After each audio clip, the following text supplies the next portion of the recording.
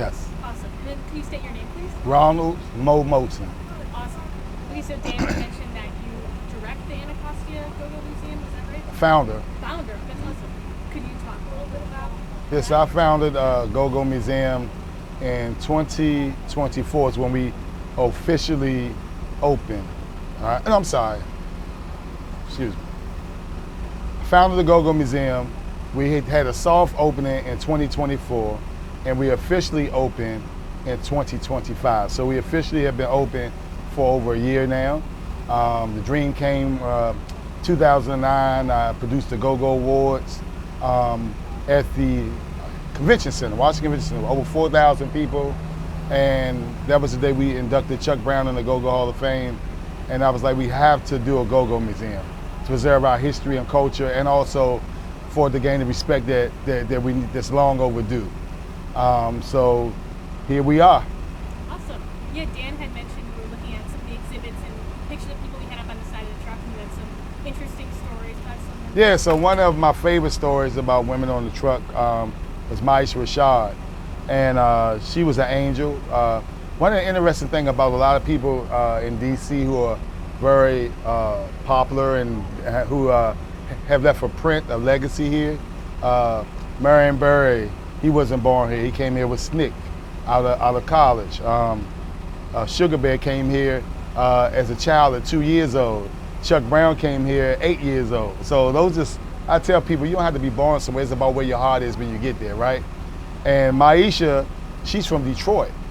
And Maisha Rashad is a woman who helped save and give a spark to go-go at a time where we couldn't play anywhere because it was criminalized, etc. And she had been playing at Tacoma Station, and I saw them playing there. They played there and a place called Bailey's sometime. And I went there and saw them, and I was like, these are people dressed like hippies with wigs on, but they're playing go-go at the end of the set. So I was like, I can sneak them in as a hippie band and not a go-go band. And we did this boxers ball at the Holiday Inn. It's something else now, it was on New Jersey Avenue. And she also resurrected Sugar Bear's career because when Sugar Bear went on tour and came back, we didn't accept him anymore. So he wasn't doing pretty good. He had a job, but he wasn't gigging. She brought him in the band. She already had Junie and Juju, who were former members of EU. And they had this band, and I saw them, so I said I could sneak them in. We did the show, it was called the Boxers Ball. People didn't come for them, they came for the boxers. We had 5 champions in DC at that time. And I did it with William Joppy. And she was like, Mo, whatever you want. They tore it up, everybody, but when people saw the flyer, they was like, who are them Bammers? That's a term we use in DC if you're not cool, right? And I was like, okay, y'all gonna see.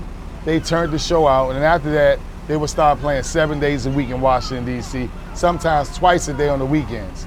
And they created what we call the grown and sexy style of go-go that, some people ain't for the high energy stuff. They want to be chill. And like the older people, they pretty much like that kind of go-go. So she did that.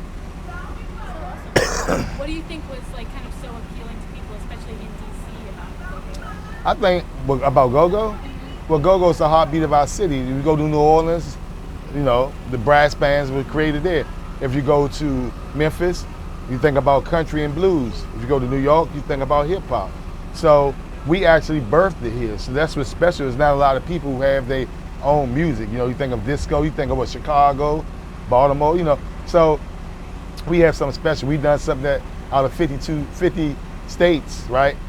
Most of them haven't done. That's why we should be the 51 state. How did you kind of personally get involved in the go-go scene, and what was your connection to it initially? So my mother used to love go-go music, God bless her soul.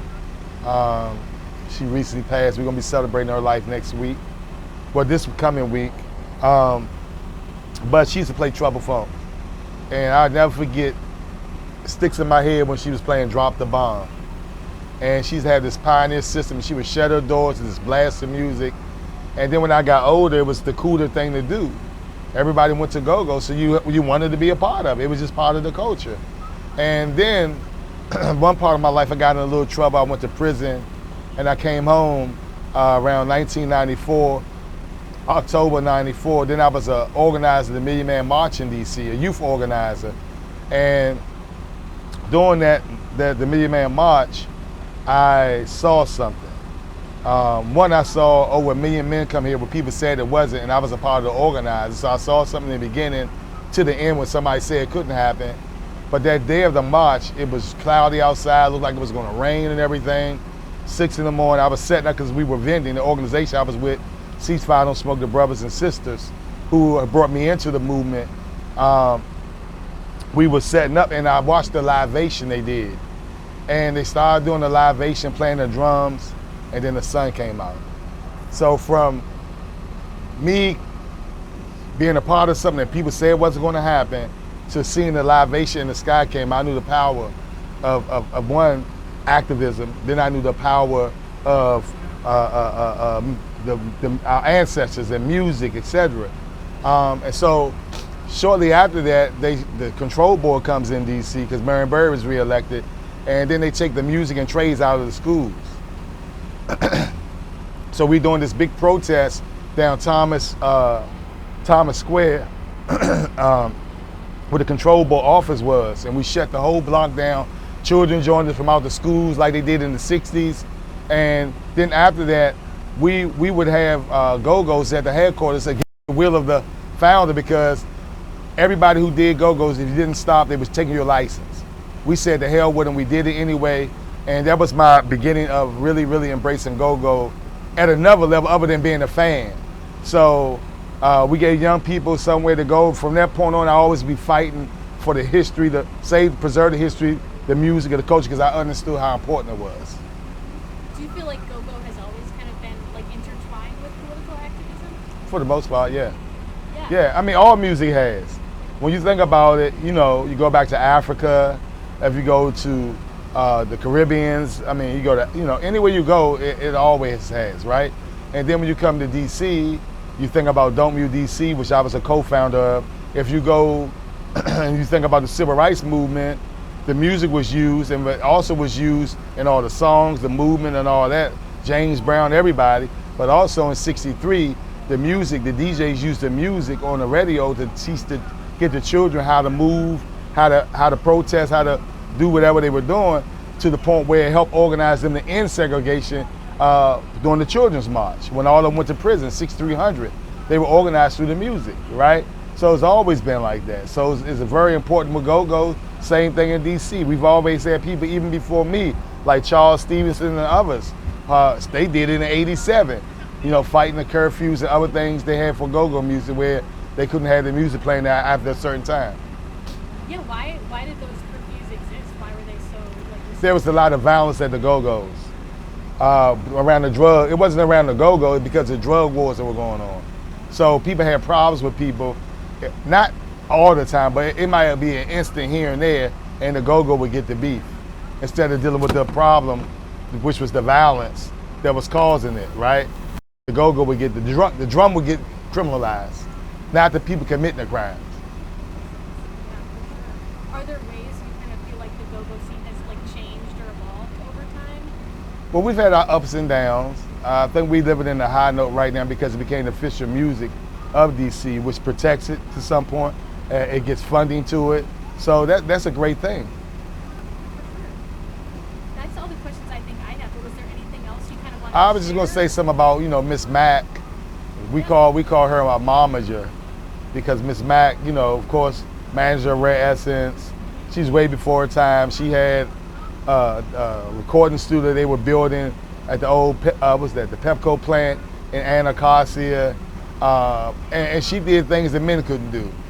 And they didn't let people take advantage of their babies. They did a great thing as a momager, as a woman, and leader in go-go music.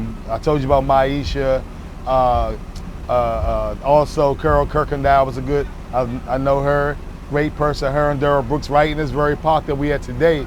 They used to do summer events, the summer programs. They had the Marionberry truck came out, the Popular Rex truck came out, taught young people how to do sound engineering, live performances for the bands. They did a lot. And Carol was another one of those women who was very instrumental in keeping go-go alive, especially after the movie Good to Go came out. It kind of like gave us a bad stigma, a bad look with this scene they put in the movie where a woman was raped inside the movie, which did the direct opposite of what this film was supposed to do. She got with the artists and they organized Go-Go Live, which to this day is the biggest go-go show ever in history. Her and Daryl Brooks, her partner, yes. That's awesome.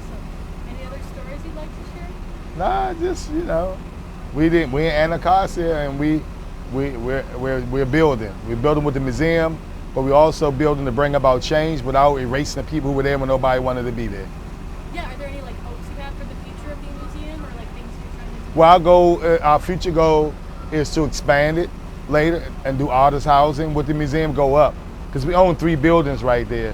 Checking Enterprises, who are partners of mine. So our goal is to do artist housing maybe 5-6 years from now, when the economy gets a little better, right? And go up and expand the museum. So, thank you so much for talking to us. Yep, I really all right, appreciate it. yep.